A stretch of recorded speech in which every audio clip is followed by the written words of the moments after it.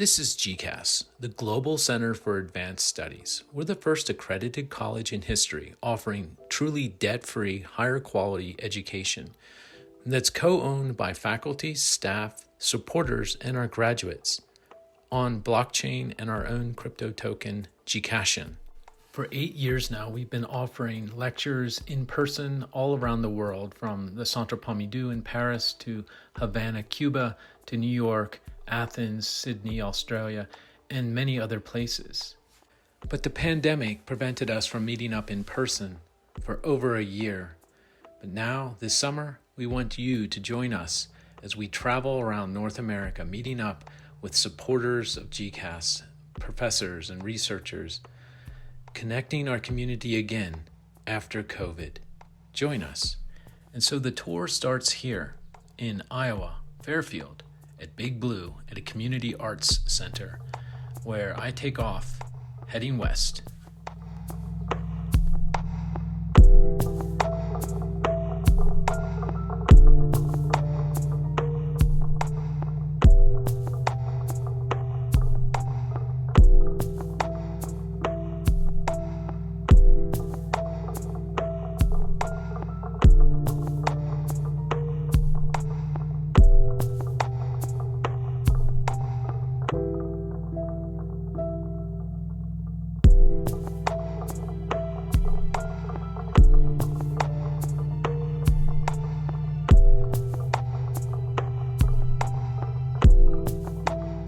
Well, I do a few things, right? So there's the teaching aspect.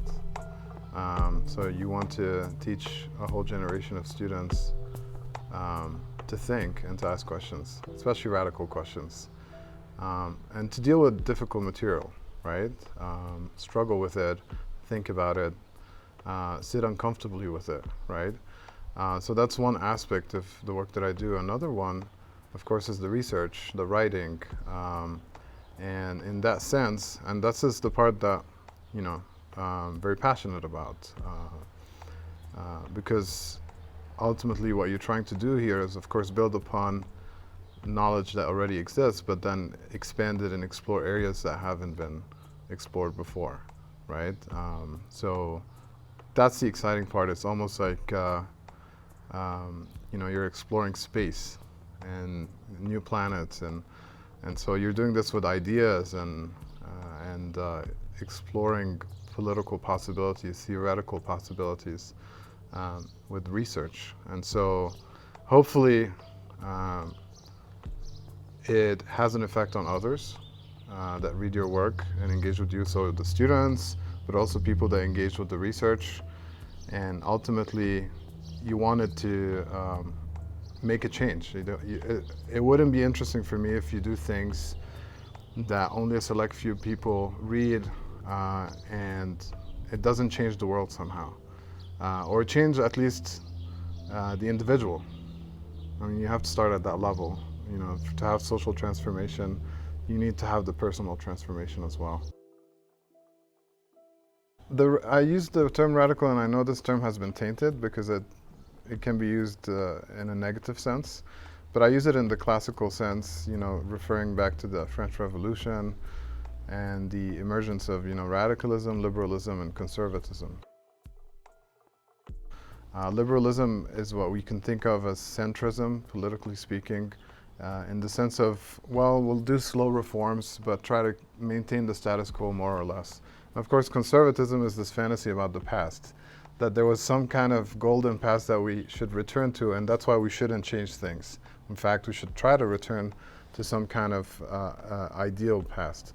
And of course, radicalism is this sense of discontent with how things are and wanting to change them quickly, and hence the revolutionary spirit. So it's not about slow reform, but how can we radically change this? How can we do this through some kind of in a revolutionary way? And this, of course, could be at the political level, but it's also at the scientific level. Right? Thomas Kuhn talks about revolutions too, right? Scientific revolutions.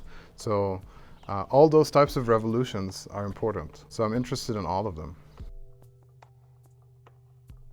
It's a real problem because, there's the whole neoliberal ethic of pretty much producing degrees with the idea that they'll lead to jobs. And of course, I understand the practical concern. We all want to survive, and so I get it, and I don't look down upon that. I respect that, but at the same time, I don't think that's the role of education. Education has to do more than that. The education has to help us think. It has to change us in some way.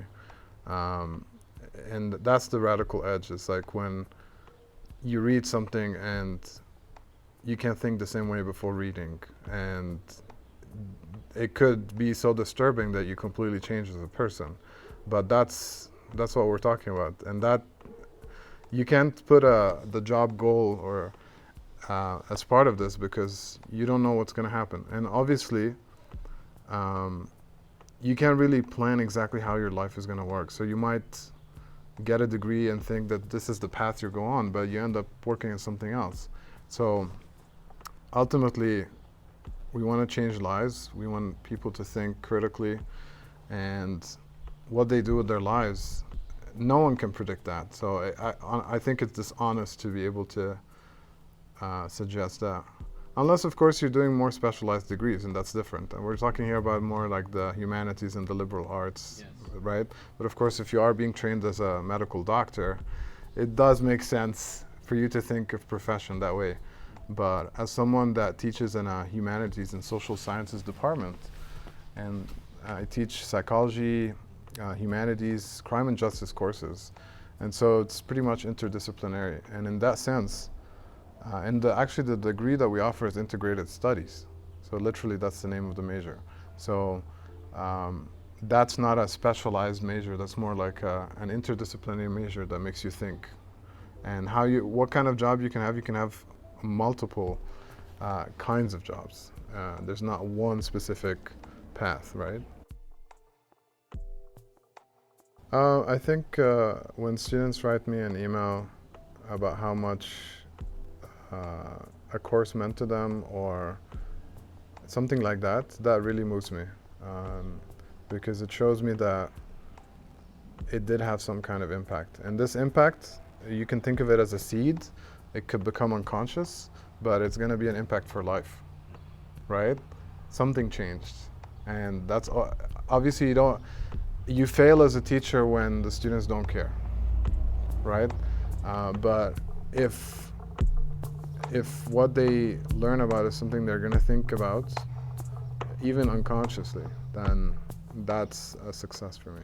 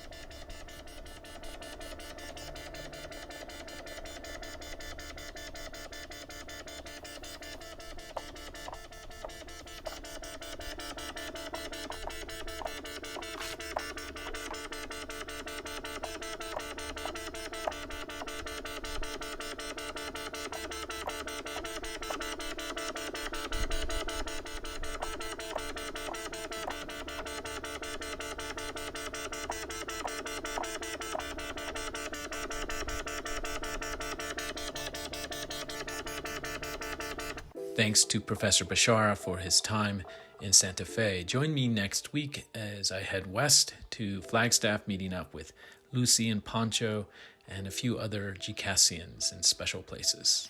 Oh, and here is the moon rising last week. I filmed on a wind farm somewhere between Iowa and Nebraska. Thanks.